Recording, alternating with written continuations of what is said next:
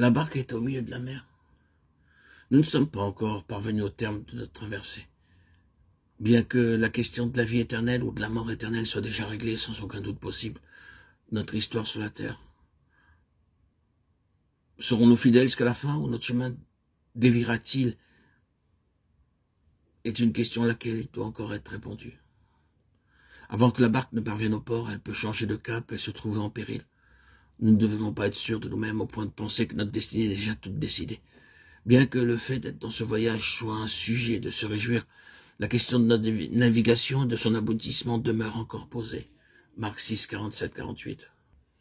Que rencontrèrent-ils d'autres sur leur chemin? Ils étaient dans la détresse en ramant, car le vent leur était contraire, rappelle l'Écriture.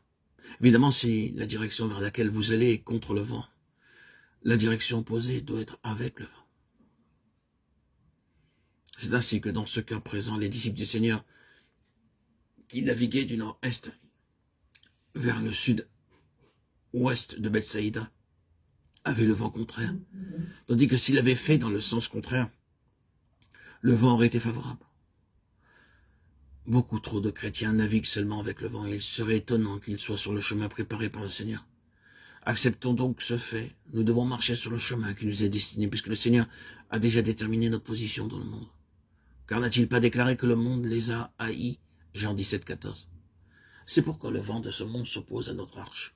Si nous n'avons jamais rencontré l'opposition, été ridiculisés ou persécutés par le monde, c'est que probablement nous ne nous trouvons pas sur le terrain préparé par le Seigneur. De temps à autre, nous aurions dû faire face à l'opposition du vent au lieu de toujours naviguer avec le vent. C'est parce qu'ils s'acheminent dans la direction où le vent souffle que beaucoup de croyants ne réalisent pas l'hostilité du monde à leur rencontre, ni ne comprennent pourquoi il fallait que le Seigneur souffrit l'opposition sur la terre. Cependant, s'ils avaient navigué en suivant la direction donnée par le Seigneur, ils auraient sans nul doute fait face au vent contraire. Ils étaient dans la détresse en ramant, car le vent leur était contraire. Tous les croyants fidèles font cette expérience. Les tentations semblent s'accroître en nombre et en vérité aujourd'hui.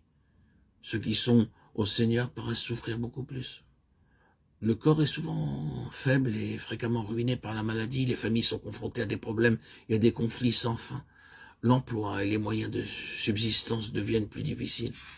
L'oppression et même les attaques visant la société et les peuples s'accroissent dans une large mesure. Satan et ses mauvais esprits fomentent beaucoup de troubles pour user les saints.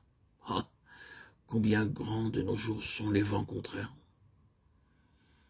Or, si vous êtes dans la voie tracée par le Seigneur, vous aurez à faire face, sans nul doute possible, au vent contraire. Et grande sera la difficulté.